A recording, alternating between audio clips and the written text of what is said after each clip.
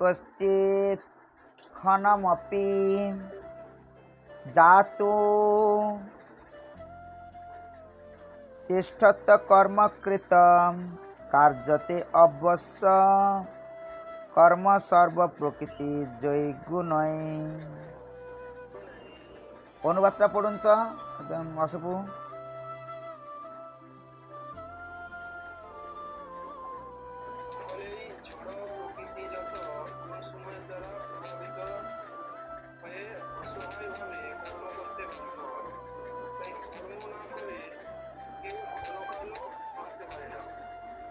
হ্যাঁ, তাৎপর্য কর্তব্যকর্ম না করে কেউই থাকতে পারে না। আত্মার ধর্মই হচ্ছে সর্বক্ষণ কর্মরত থাকা। আত্মার উপস্থিতি না থাকলে জড়দেহ চলাফেরা করতে পারে না। প্রকৃতপক্ষে জড়দেহটি একটি নিষ্প্রাণ গাড়ি মাত্র, কিন্তু সেই দেহ অবস্থান করে আত্মা সর্বক্ষণ তাকে সক্রিয় রাখার কর্তব্য করে যাচ্ছে। সেই হেতু জীবাত্মাকে কৃষ্ণ ভাবনাময় মঙ্গলকর্মে নিয়োজিত করতে হয়। তা না হলে মায়ার প্রভাবে মোহাচ্ছন্ন হয়ে জীবাত্মা অনিত্য জড়জাগতিক কর্মে ব্যাপৃত থাকে। জড়া প্রকৃতির সংস্পর্শে আসার ফলে আত্মা জড়গুণের দ্বারা প্রভাবিত হয়ে পড়ে। তাই এই জড়গুণের কলুষ থেকে মুক্ত হবার জন্য শাস্ত্র নির্ধারিত কর্মের আচরণ করতে হয়। কিন্তু আত্মা যখন শ্রীকৃষ্ণের সেবায় স্বাভাবিকভাবে নিযুক্ত হয়, তখন সে যা করে তার পক্ষে তা মঙ্গলময় হয়ে ওঠে। এই প্রসঙ্গে শ্রীমদ্ভাগবতে বলা হয়েছে, যদি কেউ কৃষ্ণ ভাবনা গ্রহণ করে, তখন সে যদি শাস্ত্রের নির্দেশ বা বিধিনিষেধগুলি পুঙ্খানুপুঙ্খভাবে না মেনে চলে, তবে তার স্বধর্ম পালনও না করে, এমনকি সে যদি অধঃপতিত হয়, তাহলে তার কোনো রকম ক্ষতি বা অমঙ্গল হয় না। কিন্তু সে যদি পবিত্র হবার জন্য শাস্ত্র নির্দেশিত সমস্ত আচরণ পালন করে, তাতে তার কী লাভ যদি সে কৃষ্ণ ভাবনায় না হয়? সুতরাং কৃষ্ণ ভাবনামৃত লাভ করার জন্যই শুদ্ধিকরণের পন্থা গ্রহণ করা আবশ্যক। তাই সন্ন্যাস আশ্রমের অথবা যে কোনো চিত্তশুদ্ধিকরণ পন্থার একমাত্র উদ্দেশ্য হচ্ছে কৃষ্ণ ভাবনামৃতে চরম লক্ষ্যে পৌঁছাতে সাহায্য করা। তা না হলে সব কিছুই নিরর্থক। কথা কিছু বুঝতে পারলেন? খুব গুরুত্বপূর্ণ কথা কি বলেছেন।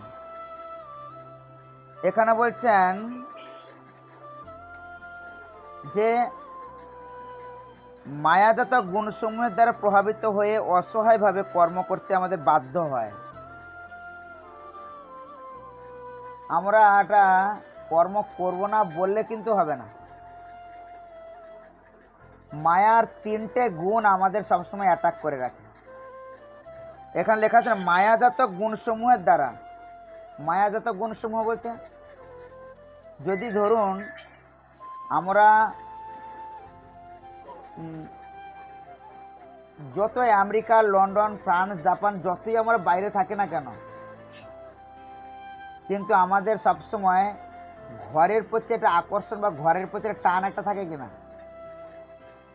যেখানে আমরা থাকি একটা ঘর আমাদের টান, সেটা হচ্ছে মায়া। আর এটা বলছে মায়ার তিনটে গুণ। কি কি? সতগুণ, রজগুণ এবং তমগুণ। এই তিনটে গুণ আমাদের সবসময় আমাদের আঁকড়ে আষ্টে পৃষ্ঠে আমাদের ধরে রেখেছে। তিনটে গুণ আমাদের সবসময় আষ্টে পৃষ্ঠে আমাদের ধরে রেখেছে। শতগুণ কারা করে না? যারা বিষ্ণুর উপাসনা করে তারা হচ্ছে সাত্ত্বিক। যারা রাজসিক গুণের উপাসনা করে, রাজসিক মানে যারা দেবদেবী পূজার উপাসনা করে, তারা হচ্ছে রাজসিক। যারা ভূত প্রেতদের উপাসনা করে তাদের হচ্ছে তামসিক। যেমন গাঁর গুণী, তারা তামসিক গুণের লোক। তো এই রাজসিক গুণ, তামসিক গুণ, সাত্ত্বিক গুণ আমাদের সবসময় আঁকড়ে পৃষ্ঠে ধরে আছে। এই তিনটে গুণই আমাদের এমন আঁকড়ে ধরে রেখেছে, কারুর হয়তো বেশি, কারুর কম, কারুর আছে। যেমন এতদিন ক্লাস করছেন, যেমন অশোক প্রভু এতদিন ক্লাস করার পরে ধীরে ধীরে ক্লাস শুনতে শুনতে শুনতে শুনতে এখন তিলক করা শুরু করেছে। তো এই যে তিলক করা শুরু করেছে তার মধ্যে সাত্ত্বিক গুণের এখন প্রবেশ হয়েছে। যেন আমাদের মন্দিরে অনেক ছেলে আছে, প্রভুরা আছে, তারা অনেক তিলক করে এখন। আগে করতো না, এগুলো কিছু জানতো না। তাহলে আগে ছিল কিরকম, তামসিক গুণের মধ্যে ছিল, মদ খেত, গাঁজা খেত, তারা সব ত্যাগ করে এখন ধীরে ধীরে ধীরে ধীরে কি হচ্ছে না, সাত্ত্বিক গুণে প্রবেশ করলো, তারা সত্য গুণে তারা প্রবেশ করলো। তারা তিলক করতে থাকলো, তারা হরিনাম করছে, হরিনাম জপ করছে, প্রসাদ খাচ্ছে, তারা ধীরে ধীরে ধীরে ধীরে সত্য গুণে তার প্রবেশ করলো। যেমন অশ্বপ্রভুকে দেখলে বোঝা যায়। আমি যখন ক্লাস শুরু করি এগুলো কিছু ছিল না, পরে পরে পরে পরে গলায় মালা নিল, তিলক করতে থাকলো, এখন একাদশী করবে বা করছে বা জানি না, করছে হয়তো। এই যে ধীরে ধীরে যে ডেভেলপ, সাত্ত্বিক গুণে প্রবেশ করছে, এটা একটা গুণ। ও আগেও কর্ম করতো, মানে যখন তামসিক গুণে ছিল তখনও কর্ম করতো। যেমন সঞ্জিত আগেও কর্ম করতো, কিন্তু সেটা কোন কর্ম না, রাজসিক কর্ম, তামসিক কর্ম এরকম ছিল। আর এখনও কর্ম করছে, এখন যে কর্ম ছেড়ে দিচ্ছে তা না, এখনও কর্ম করছে, কিন্তু সঞ্জিত কী করছে, এখন সত্যগুণের মধ্যে ঢুকছে, একাদশী করছে, হ্যাঁ, নিরামিষ আহার করছে। এটা হচ্ছে সাত্ত্বিক গুণ। আপনি সাত্ত্বিক গুণে আসুন, রাজস্বিক গুণে আসুন, যেখানেই থাকুন না কেন, আপনি কর্ম আপনাকে করতে হবে। কর্ম করবেন না বলে হবে না, কর্ম আপনাকে করতেই হবে। আপনি যদি মনে করেন যে কর্ম ছেড়ে দেবো, আর পাগলও কর্ম করে, ঠিক না? একজন পাগলও সে কর্ম করে, হয়ে গেছে শেষ, করবে করে। এই যে কর্ম করাটা খুব বাঞ্ছনীয়, কর্ম আপনি করতে হবে, আপনি করবেন না বলে হবে না, আপনাকে মন আপনাকে টেনে নিয়ে চলে যাবে। কিন্তু কর্মটা আপনাকে সাত্ত্বিক গুণ বা রাজস্বিক গুণ বা তামসিক গুণের মধ্যে আপনাকে কর্ম করতে হচ্ছে। এখানে লেখা আছে দেখুন তাৎপর্যতে, যে অসহায়ভাবে কর্ম করতে বাধ্য হয়, সেই কর্ম না করে কেউ ক্ষণকালও থাকতে পারে না। মানে একটু ক্ষণ কেউ কর্ম না করে থাকতে, আপনাকে যদি বসিয়ে রাখা হয়, আমি একবার ক্লাসে বলেছিলাম, এর আগের ক্লাসে, আপনি থাকতে পারবেন? থাকতে পারবেন না, আপনাকে সবসময় কাজ করতে হবে। এখানে লেখা আছে দেখুন, তাৎপর্যে লেখা আছে দেখুন, যদি কেউ কৃষ্ণ ভাবনা গ্রহণ করে, তখন সে যদি শাস্ত্রের নির্দেশিত বিধি নিষেধগুলি পুঙ্খানুপুঙ্খভাবে না মেনে চলে, অথবা স্বধর্ম পালন না করে, এমনকি সে যদি অধপতিত হয়, তাহলে তার কোনো রকম ক্ষতি বা অমঙ্গল হয় না। ধরুন আপনি কৃষ্ণ ভাবনামৃত, আপনি ভগবানকে কেন্দ্র করে আপনি সমস্ত কিছু কর্ম করছেন, কিন্তু দেখা গেল হয়তো আপনি মা বাবার প্রতি আপনি যে ঋণ, আত্মীয় স্বজনের প্রতি ঋণ, মুনি ঋষিদের প্রতি ঋণ, দাদু দিদার প্রতি ঋণ, দেবতাদের প্রতি ঋণ, এই ঋণগুলো তো আপনি পরিশোধ করছেন না।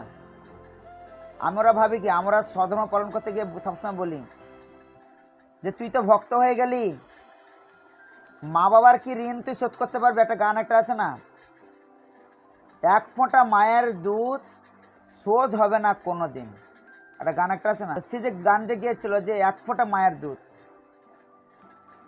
তো তার যে ঋণ শোধ যে করবেন আপনি, তাহলে শুধু মা বাবার ঋণ শোধ করছেন, কই আপনি দেবতাদের তো ঋণ শোধ করলেন না। যদি দেবতা যদি আপনাকে যদি সে যদি জন্ম হওয়ার পরে যদি দুধ যদি না দিত, মা বাবা তোমাকে রক্ষা করতে পারতো? মা বাবা রক্ষা করতে পারতো? যদি মা বাবা আপনাকে তো জন্ম দিয়ে দিল, মা তো জন্ম দিয়ে দিল, কিন্তু জন্ম দেওয়ার পরে দুধ যদি না আসতো, তাহলে মাকে রক্ষা করতে পারতো? পারতো না। তাহলে দুধটা কে দিল? দেবতা না? তো তাহলে দেবতাদের ঋণ কি আপনি শোধ করতে পারবেন? দেবতা দেখুন, ইন্দ্র এই এখন এত গরমে এই বর্ষা দিচ্ছে, সেই তিনি যদি বর্ষা যদি না যদি দিতেন ইন্দ্র, তাহলে কি আমরা কি এই গরমে থাকতে পারতাম? তাহলে এটা কি ঋণ নয়? আমি তাদের কাছে এটা ঋণ করলাম না? হ্যাঁ, আমরা ধান গাছটা পুঁতে দিয়ে আসি, ধান যদি না হয় তখন কি আমি লক্ষ্মী পূজা করি? করি না। কার্তিক মাসের ছেলে হওয়ার জন্য কার্তিক মাসে সবার কাছে বলি আমার কার্তিক ঠাকুর ঘরে ঘরে বসাবো, আমার ছেলে হয়নি এই জন্য কার্তিক ঠাকুর বসাবো।